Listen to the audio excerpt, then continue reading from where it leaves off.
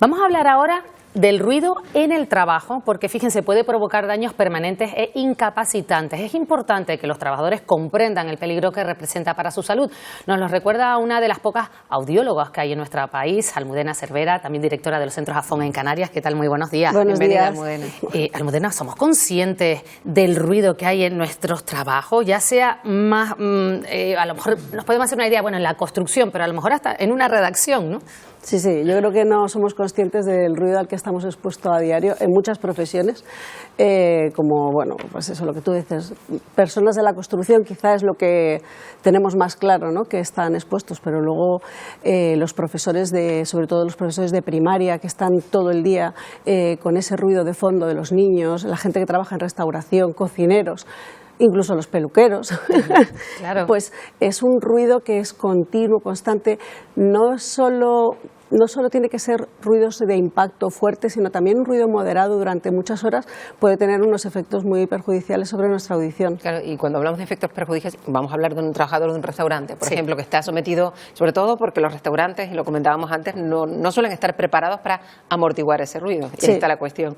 ¿Qué puede pasar a lo largo, o sea, a la larga, a un trabajador que está sometido sus 8 horas o más de trabajo diaria? Bueno, ya está descrito los efectos secundarios o perniciosos de la exposición al ruido, desde estrés, problemas para conciliar el sueño, problemas cardiovasculares, todo eso se ve en el día a día y lo que hablábamos, ¿no? A veces la gente nota que tiene problemas y no sabe a qué se debe, ¿no? Y muchas veces es esa exposición al ruido la que nos está pues generando ese ciclo que... Eso es importante porque podemos pensar que lo que vamos a tener es pérdida de audición o ruido en el oído, pero lo que usted está hablando es de problemas de estrés, de ansiedad, de problemas de sueño, de problemas incluso cardiovasculares, con lo cual el daño del ruido es mucho mayor que el que nos podemos imaginar así a priori, ¿no? Va un poquito más allá. Hombre, evidentemente la pérdida de audición es un problema bastante importante que es el que quizá todos tenemos más en mente, ¿no? Pero luego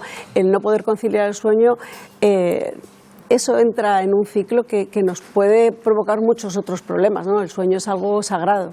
¿Y qué síntomas se tiene cuando realmente se está perdiendo la audición? ¿Cómo nos podemos dar cuenta?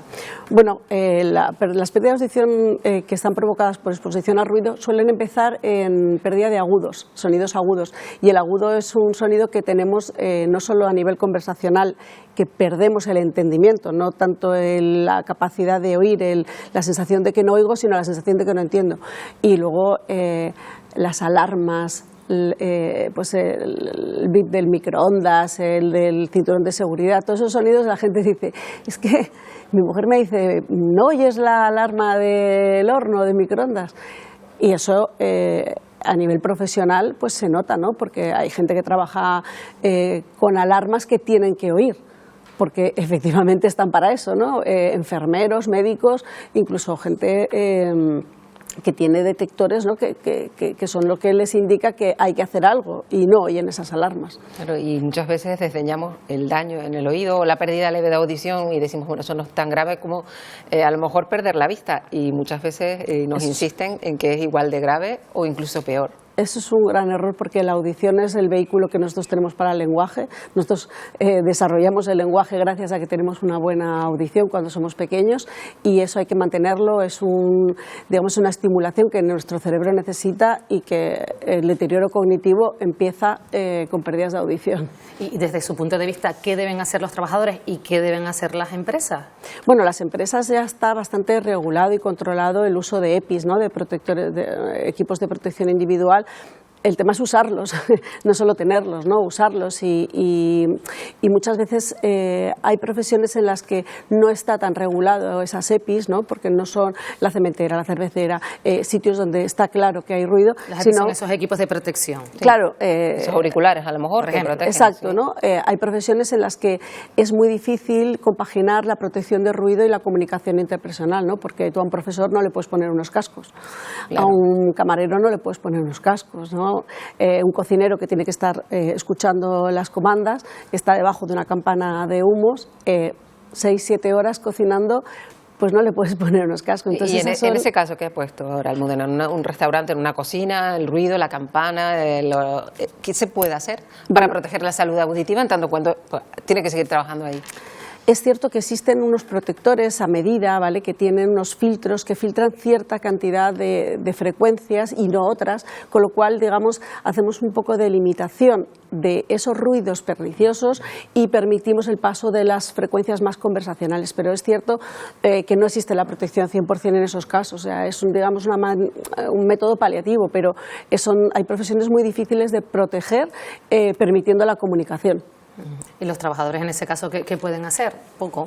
Bueno, luego utilizar sus horas digamos, libres, laborales, para no exponerse más a ruido, porque el problema es que muchas veces después no dejamos esas horas de descanso que necesita el oído, como cualquier otro órgano necesita descansar, ¿no? Entonces, si luego encima en tus horas de ocio pues te pones unos cascos, te pones a escuchar música. Bueno, es verdad que todos a día de hoy estamos utilizando los auriculares, esos ya inalámbricos que tiene todo el mundo, para escuchar música, y casi no la oímos de otra manera. ¿Eso en qué medida puede suponer un daño? De la misma manera, o sea, el oído no, que tú le pongas música es hacerle trabajar, y si encima le pones música alta, pues estamos exponiéndolo como si fuera ruido. Entonces, antes nosotros caminábamos por la calle y íbamos disfrutando, ¿no? Ahora vamos todos por la calle casi con cascos, ¿no?, escuchando la radio, escuchando música. Pues dale unas horas de descanso al oído, porque si no, el problema es que se agotará antes de tiempo. Y si queremos saber el estado de salud de nuestros oídos, ¿qué pruebas existen? Bueno, las audiometrías es la prueba más normal que nosotros hacemos en la básica, ¿no?, en los centros auditivos, donde hacemos, digamos, un barrido frecuencial y vemos en qué nivel está cada una de las frecuencias. Hay unos baremos, unos estándares en los que hay que moverse dentro de, digamos, la audición normal, y sobre eso pues ya empezamos a actuar. Y si se detecta a tiempo que tenemos un problema en la audición, ¿es algo que se puede solucionar? Sí, claro, o sea, para eso están los audífonos. Lo que pasa es que la gente tiende a esperar a cuando ya hay un problema real de comunicación, o sea, cuando ya está en un restaurante y no puede comunicarse.